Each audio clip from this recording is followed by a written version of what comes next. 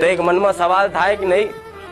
કે જો 5 વર્ષથી આવી ગાદી પર બેસતી હોય, 5 વર્ષથી મારા દીકરાના કોઠે ધૂણી અને હજારો દુખિયારાના દુઃખ દૂર કરી અને દુઃખ ભાગતી હોય હું મેલડી,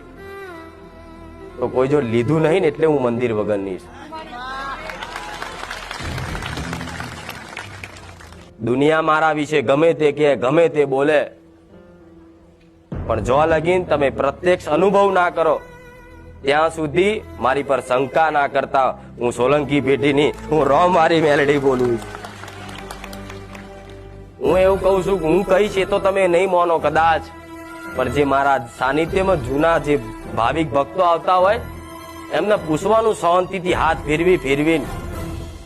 અને એકની વાત નહીં 10 ને પૂછો, 100 ને પૂછો, 500 ને પૂછો, અને 500 થી એક વ્યક્તિ જો એવું કે ને કે ખુખાર મેલડીના સાનિધ્યમાં મારી જોડે 500 રૂપિયા પડાયા તો હું મેલડી ગાદી છોડી દઉં.